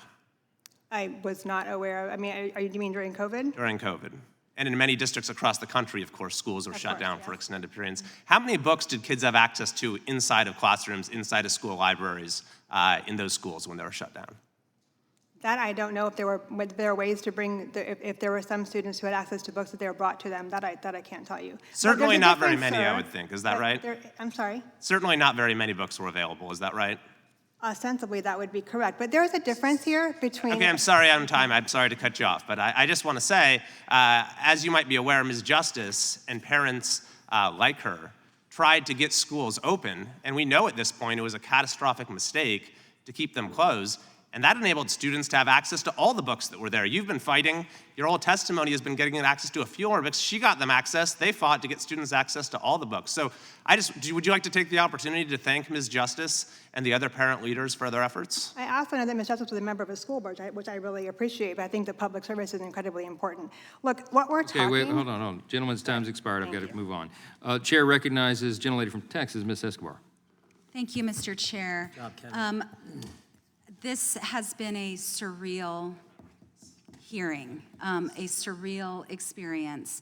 I am so fortunate. I'm the mother of 2 children. They're adults now, 26 years old. My son is 26 years old. He's in law school. My daughter's 24, and she's working on her license to be a social worker. I am so proud of them, so proud of the role that their father, my husband, and I played in their education. And our goal always was to ensure that our kids had a robust education, that there were great debates that they participated in so that they could be part of a country that honors and uplifts important debates and discussions. I wanted them to be prepared as possible for the workforce, and I am so grateful that they are not young people in school today. And when I talk to constituents of mine who are parents with school-age children, who share with me what their number one concern is, their number one concern is that their kids will not come home because we are a country awash in guns, and that their kids have to go through horrific drills that mimic school shootings. That is the real crisis in our schools today. That is the real crisis for young people in America. And instead of talking about that and confronting that crisis and talking about how we can create places that are safe for kids so that they can survive yet another day without fear of gun violence. This is what we're talking about. There's not been any evidence whatsoever of anyone being arrested or prosecuted, and instead now we have this extremist agenda that seeks to create the most limiting experience possible for children by limiting their access to important books about slavery, about the Holocaust, about aspects of human history that are important for us to learn from. Ms. Johnson, can you talk a little bit about the real chilling effect that laws such as the educational gag order can have on parents, students, and teachers? Yes, thank you for the question. What we are seeing with these laws is, as you know, it's essentially a threefold issue. The first is that educators now do not know what they are permitted to say based on what a political official has told them they can or cannot say in the classroom. The second is that there are now parents who are having less and less of being able to have input into what's happening in the schools. And as mentioned before, we do believe that parents have an essential role to play alongside teachers, alongside other educators in what happens in schools. And the third is that the students are not getting information. The entire point here is that we are talking about access. We want students to have access to information. As I've noted previously, the Supreme Court has held long ago that the First Amendment rights do not stop at the schoolhouse gate. That also extends to students, and it extends to the receipt of information. When we are not allowing students to have access to information, when we are not teaching them about the very basics of our history, we are doing them a disservice. And I completely understand. Look, we might have disagreements in this room. We might agree, maybe be surprised with whom we agree about what actually should take place, what actually should be taught in the classroom, to what age, in what manner. I completely get that. But what we don't want to see is a legislative ban saying it must be silenced. What we need to be doing is talking about it. Let's converse, let's discuss, let's debate, let's figure out what's best. Let's not silence. Thank you so much, Ms. Johnson. One last thing that I'd like to say. I've had the privilege of meeting with many teachers in my district, and teachers have a really tough job. They have to balance a lot of needs that the kids have. And the last thing that we should be doing with professionals who we are lucky to have in the workplace, like the great teachers that teach across this nation, is inserting politics into their job. So it is my hope that this committee and the subcommittee can get back to focusing on real issues that American families face, so that we can create the best kind of environment for our kids so that they can then go on and become as competitive and brilliant as they can be as part of our workforce future. Thank you so much. I yield back. Thank you. The gentlelady yields back. The chair recognizes the chairman of the full committee, Mr. Jordan, for 5 minutes. I thank the chairman. Ms. Johnson, in your written remarks, you said that the Penn Center has a steadfast devotion to free expression. In fact, I counted 16 times in your written testimony you used the terms free expression or free speech. I just want to know, 2 weeks ago when Senator Schumer stood on the Senate floor and said to a major American news outlet that they should not play video footage from January 6th, was that something that's consistent with a steadfast devotion to free expression? I'm sorry, sir, when Senator Schumer told Fox News, don't play video footage from January 6th, was that a commitment to steadfast devotion to free expression? I think I cannot speak for Senator Schumer or what he I'm not asking you to speak for him, I'm asking you to comment on what he said. If there is an issue of national security, sir, I'm not going to comment on what How about the very next day when this committee released a report where the Federal Trade Commission sent a letter to a private company, Twitter, and asked them, who are the journalists you're talking with, and named 4 journalists by name? Would that be consistent with a steadfast devotion to free expression? Sir, PEN America consistently works to defend the rights of journalists, including their ability to do their job. That's all I will say about that. The next day, 2 of those 4 journalists mentioned in the FTC's letter to Twitter testified in front of this committee, and Democrat members of Congress asked those 2 journalists who their sources were. Is that consistent with a steadfast devotion to free expression? Sir, PEN America consistently works to ensure that journalists can do their job, and that means allowing for anonymous sources as appropriate. Good for you. How about this? 2 days into the Biden administration, literally 2 days, January 23rd, 2021, Clark Humphrey, Executive Office of the Presidency, White House office, sends an email to Twitter where he says this: wanted to flag the below tweet, and I'm wondering if we can get moving on the process for having it removed ASAP. Would that be consistent with a steadfast devotion to free expression? Sir, I don't have the content of the tweet, so I can't speak to that. I'll give you the content. They cited a tweet from Robert F. Kennedy, that conservative Republican, Robert F. Kennedy Jr., where he was raising some concerns about vaccines. And the White House, 2 days into this administration, said they wanted that tweet taken down. Would that be consistent with free expression?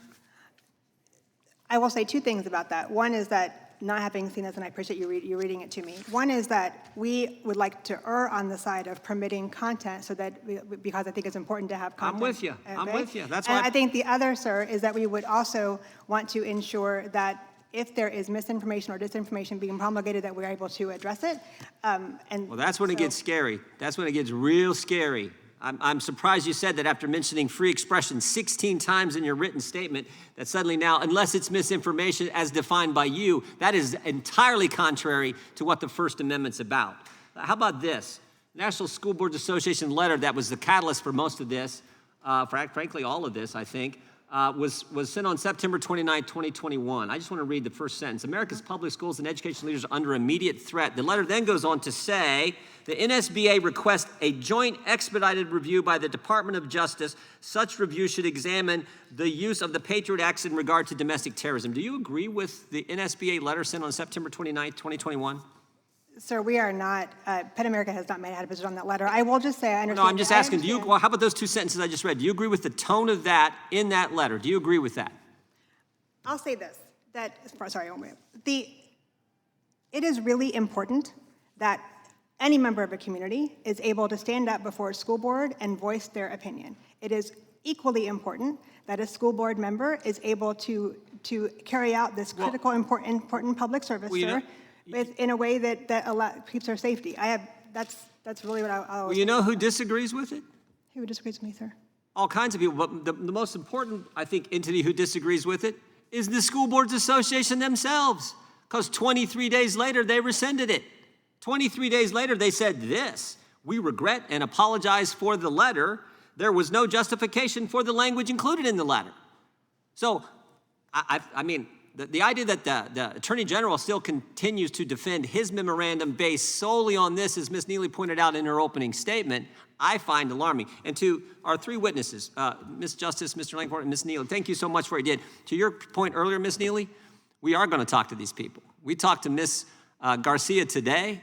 We had a transcribed interview with her. Mr. Slavin's coming in next week. We're trying to talk with Ms. Wall and a host of other folks who concocted this whole thing, as our report that we released 2 days ago points out, concocted this whole thing. And the key line in that report, not from Republicans, not from Mr. Johnson, not from Republicans on the committee, but from a U.S. attorney, Democrat U.S. attorney in the Biden administration, when he said this appeared to be a manufactured crisis. It was all put together for politics, and that's what we all know. With that, I yield back.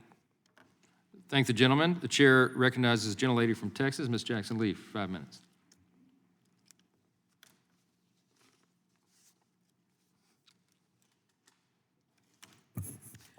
When I think of education, thank the gentleman for yielding, I think of children. And I just left the floor in the midst of the discussion of legislation H.R. 5 that is labeled Parental Bill of Rights. And even in that debate, I refused to engage in who was more for parents than who was not for parents, who had the upper hand, friends on the other side of the aisle or Democrats. I did speak for myself and what I believe is the view of Democrats who happen to be parents as well, that the rights of parents are paramount, but the rights of children and teachers and even support staff, all who contribute to the education of our number one priority, our precious priority, and that is our children. And so I think as I look at this particular hearing, in the back of my mind, I'm wondering, what cause are we here for? Are we trying to enhance a greater opportunity for our children to be educated, to be safe and secure? When I think of where we are in this hearing, I would wonder whether or not the vast majority of everyday Americans would think that they could not be heard, that parents could not be heard before school boards. And we know that they have the right to debate vigorously all aspects of any disagreement that they may have with the school board. I'm not sure why the letter that was sent was then withdrawn. May have been some form of intimidation. Who knows? But it is hypocritical to complain about the federal government chilling parents' free speech while cheering on book bans.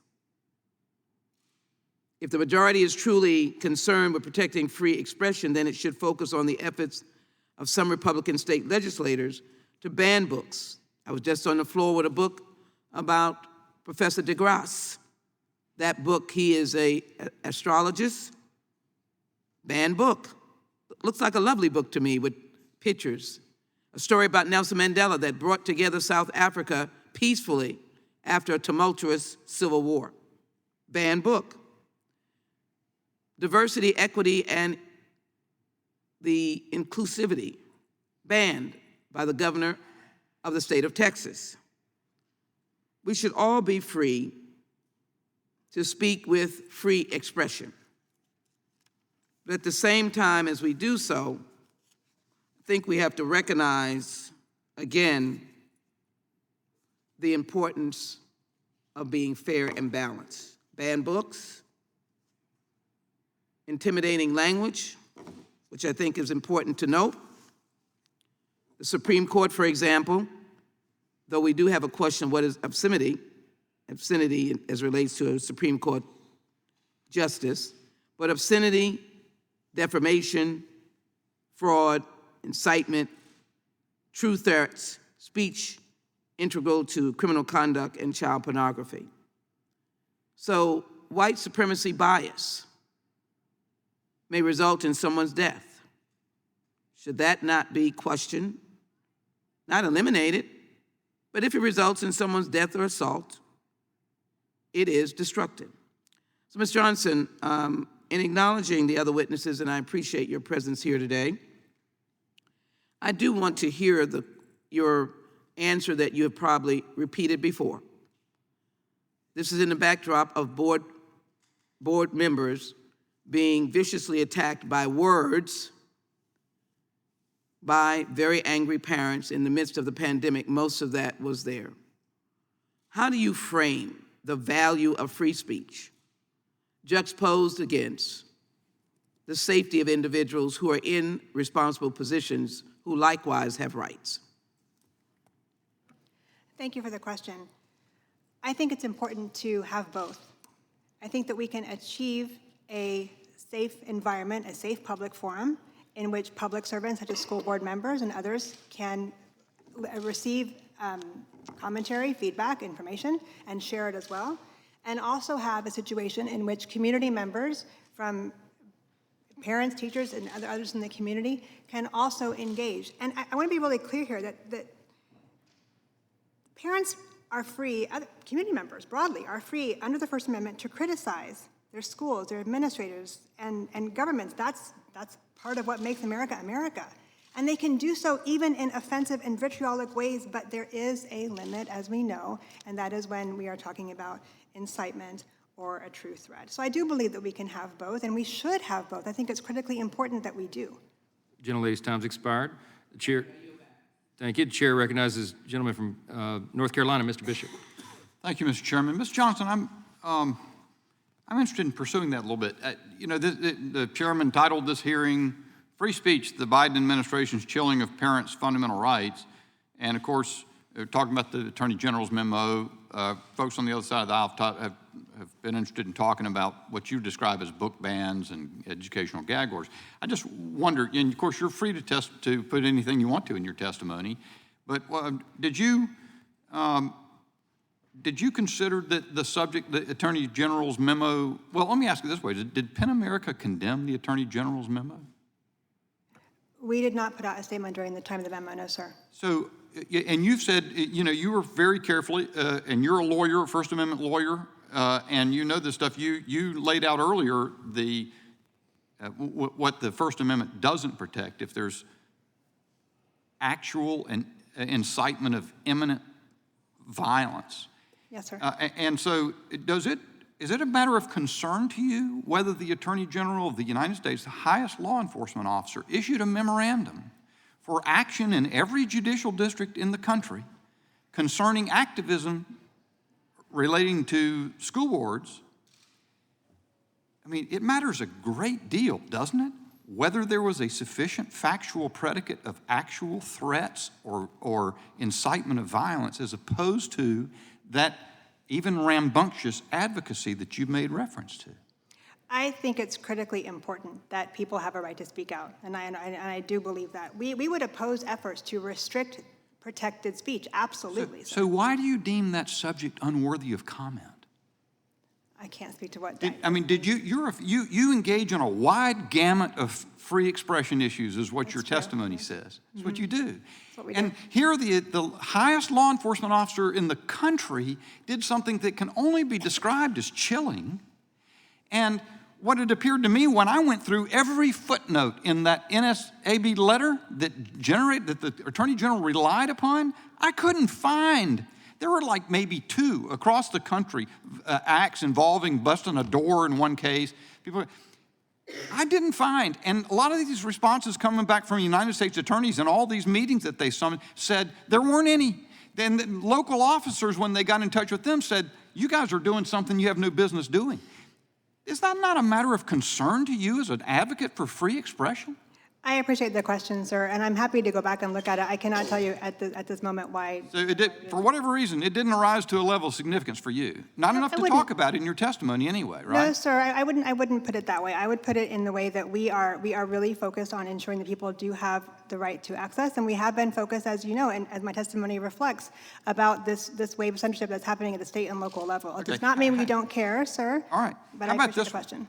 Have you read the Twitter files? I'm sorry? Have you read the Twitter files? Not familiar with that? You know about Matt Taibbi and Michael Schellenberger and the others? Okay, I'm sorry. They've issued 19, they describe the use of the FBI, the Department of Homeland Security, the Cyber Infrastructure and Security Agency, the Global Engagement Center at the State Department, the ODNI, the CIA, to act directly with social media platforms and through private so-called disinformation researchers. I noticed on PEN America's website, you guys talk a lot about reacting to disinformation. On the pretext of reacting to disinformation, they got with social media companies, they took down millions of social media posts. And then they used things like Hamilton 68 that purported to tie them to Russia. It was all BS. Is that not a matter of concern to you? Sir, I can go back and take a look at what we've actually done. I mean, that's extraordinary. That's what I'm saying. So, and I think what's interesting in this, where we are in this, the subcommittee on weaponization, which is not this committee, is that you took pains to say that your organization, it doesn't care about which side of the aisle it's on, that the free expression ought to be of concern to everybody. We're talking about, as one witness called it, the largest censorship exercise in the history of the United States government. And that wasn't the subject that you chose to talk about either. Are you a partisan, or are you just interested in free expression on, across the political spectrum? Sir, we are a nonpartisan organization, and we have engaged in a lot of defense of people from both sides of the aisle, from our campus free speech to looking at protest rights. We are definitely engaged on this from a nonpartisan perspective. I do appreciate the question. I'm more than happy to take a look and respond for the record, but at this point, I just don't have the response on those particular, on the Twitter files right now. I hope we can all get together, because I think they're really important issues, and they don't matter what your party is. And I hope we'll cover a lot of ground on those subjects. Mr. Chairman, my time's expired. Thank you. Chair recognizes the gentleman from California, Mr. McClintock, for 5 minutes. And I agree with Mr. Bishop. I think we're arguing past each other on a lot of the points that have been made today. And this hearing specifically calls into question the use of government authority to intimidate parents who petition their elected school boards. Now, surely the Democrats are not arguing in favor of this practice. I think what they're questioning is whether this is actually happening. And yet we're hearing not only from parents who are on the receiving end of this practice, but also whistleblowers within the FBI who are telling us this is exactly what is happening. The ranking member assures us, well, it's no problem. Nobody's actually been prosecuted, let alone convicted. Well, wait a second. If no one's been prosecuted, that tells me that the allegations of inciting violence are completely false. Not a single allegation is true. The insidious thing about the ranking member's comment is that intimidation doesn't require prosecution, only the threat of it. How terrifying to come to your local school board meeting, strongly express your opinions over matters that fundamentally affect the upbringing of your kids, only to get a call from the FBI the next day asking about everything you said, your political and religious views, and whether you own a gun. These facts speak for themselves. Every person, regardless of their political viewpoint, can understand how intimidating and terrifying and chilling such an experience could be. Now, I know Tea Party activists who were singled out for intimidation by the IRS under the Obama administration years ago, who still won't go near politics out of fear. If the Democrats are actually defending such a practice, then they have completely removed themselves from the fundamental principles of a free society that define Americans as a people. I can't believe that's true of any but a lunatic fringe in their party. Now, the Democrats shift to a question's more complex elements, and that's who has the right to direct the education of their children. Well, I think that should be pretty clear. Parents have that right and responsibility to determine how their children are raised and what ideas they're exposed to and what ideas they're not exposed to. The conflict arises when parents in a school system have different views on that subject. A Marxist family may want their children schooled in their viewpoints. A conservative family may want something very different. Full school choice, of course, would resolve that conflict completely. But when parents don't have that choice, their wishes have to be expressed through an elected school board. A liberal enclave may have different views on curriculum than a conservative one. That's why we have local school boards and why we ought to hold sacred the right of parents to petition those school boards. I thought Ms. Johnson put it beautifully in response to Mr. Kiley. She says, quote, "As a parent, there are some books I would not want my children to read." Well, parent to parent, I'll defend your right to make that decision for your children and hope that you would defend my right to make it for mine. That's not book banning, that's just raising our kids according to our own best lights.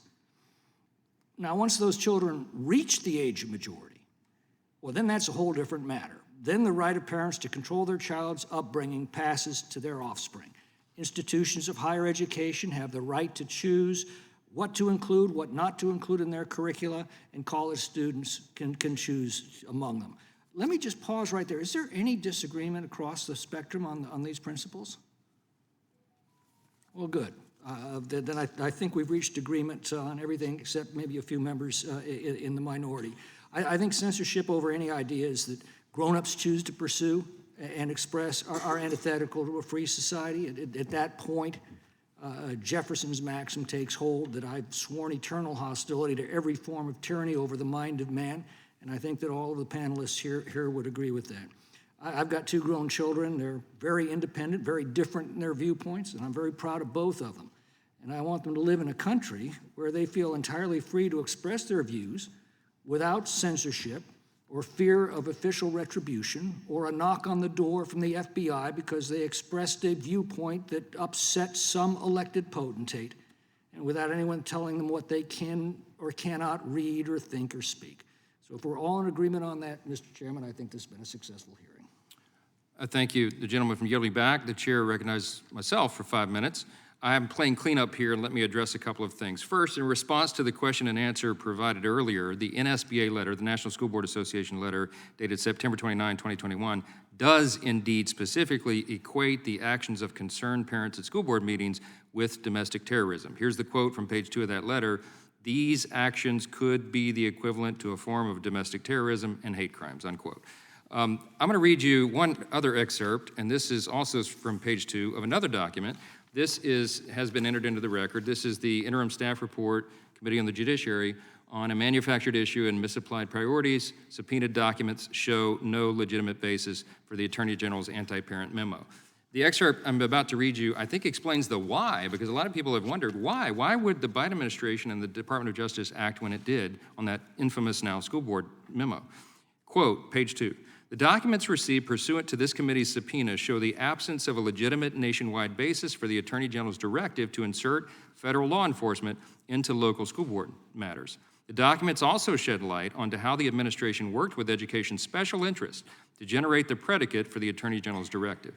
It appears from these documents and the information received that the administration's actions were a political offensive meant to quell swelling discord over controversial education curricula and unpopular school board decisions. The Attorney General's directive, here it is, came just weeks before a pivotal gubernatorial election in Virginia, in which education policies were hotly debated and a local school board's actions were under intense scrutiny. The inference from the initial tranche of subpoenaed documents is that the Justice Department's actions were a reaction to these political circumstances rather than a legitimate law enforcement response to any serious nationwide threat. The administration's goal seems to have been silencing the critics of its radical education policies and neutralizing an issue that was threatening Democrat Party prospects in the close gubernatorial race in Virginia. This weaponization of law enforcement powers against American parents exercising their First Amendment rights is dangerous. The Justice Department subjected moms and dads to the opening of an FBI investigation about them, the establishment of an FBI case file that includes their political views, and the application of a threat tag to their names as a direct result of their exercise of their fundamental constitutional right to speak and advocate for their children, unquote. I've got 2.5 minutes left. I want to ask each of our gracious witnesses, Mrs. Neely, Mr. Langhofer, Ms. Justice, I'd ask each of you to answer quickly one or both of these questions. One, what would you like to say to those who don't see parental rights as something that needs to be fought for? Or two, what do you think are the next big challenges your groups and all of us may face in the battle to protect parental rights? Ms. Neely, I'll start with you. The chilling of parental rights is absolutely clear. Mr. Langhofer and I used to sue over campus free speech issues, and what we found through bias response teams is that it wasn't just the prosecution of one student. It was telling one student, getting one student in trouble for something that they may have said, often constitutionally protected speech, that then sent a message to every single other student on campus, or in this case, K-12 schools, who holds the same opinion. You say that thing out loud, we'll come for you too. There is a reason there are not as many protests on college campuses these days, because students are not inviting controversial speakers whatsoever. We saw what happened to Judge Duncan 2 weeks ago at Stanford Law. I doubt that there will be very many Fifth Circuit judges invited to speak at law schools in the future, and that will be to the detriment of America's children. I interviewed Judge Duncan, my former colleague, on my podcast, and he had a lot to say about that. Mr. Langhofer. I think the most important threat to parental rights is the belief that government officials think that they know better about raising these children than their parents. I've had hearings where school officials indicate that they think that they have the right and the knowledge to make important decisions about the transition of these young children without telling the parents, without having any kind of medical diagnosis, without having any kind of medical intervention, and then indicating that they're doing this across the board. There's no threat of any kind of parental problems here. And so this notion that government officials know better than parents is the biggest threat to the parental rights, and it's something that every citizen, no matter your political beliefs, should absolutely be concerned about. Well said. Ms. Justice? I want to be clear that there are private conversations happening between teachers and counselors and children behind the backs of parents without their consent or knowledge. I think that's one of the most dangerous things that's happening right now. The Department of Justice and the FBI made a fatal mistake when they decided to go against parents and to try to divide parents and their children. There is no power that supersedes the love of a parent for their child, and we will not be pushed out of the way in decisions about our children's education or their future. Very well said. Okay, I've got a couple unanimous consent requests. Yeah, thank you. Since we are discussing the memo, the Attorney General's October 4th, 2021 memo, which does not mention parents, domestic terrorists, or the Patriot Act, thought it was important that we put that in the record, particularly the part that says it's focused not on protected speech, but threats. Without objection. And I also wanted to have unanimous consent to introduce a PolitiFact article entitled FBI DOJ tagged threats against school officials, not parents, for attending school board meetings. Without objection, I've got a couple of myself. I see, Miss Justice, you have some letters that I wanted to enter into the record. Can you just say briefly for the record what that is and your father? Yes, sir. Representative Jackson Lee said at an education committee meeting recently that we couldn't bring 100 parents here to say they were dissatisfied with the education their children are receiving in public schools. This is a couple hundred letters that have been handwritten by members that I've brought, and we will make very good use of the impact statement form that the Ed Committee has set up for us to give input. Thank you for doing that. Without objection, we enter that into the record, and also enter into the record for Mr. Langhofer and my own benefit. This is an article from Bloomberg dated September 7, 2017, entitled "Southern Poverty Law Center Gets Creative to Label, quote, hate groups," subtitled "Principled Conservatives Are Lumped Together with Bigots." And here's an excerpt. Unfortunately, it also has an incentive to apply their term broadly. When people see that the PLC lists over 900 hate groups, 900, this seems like good reason to panic and maybe write a check to the SPLC. This concludes today's hearing. We want to thank our witnesses for appearing before the committee today. I also want to thank the ranking member, Ms. Scanlon, and congratulate her formally for her appointment to this position and for making history as the first woman in Congress to serve in this important post. So congratulations to you. Without objection, all members will have 5 legislative days to submit additional written questions for the witnesses or additional materials for the record.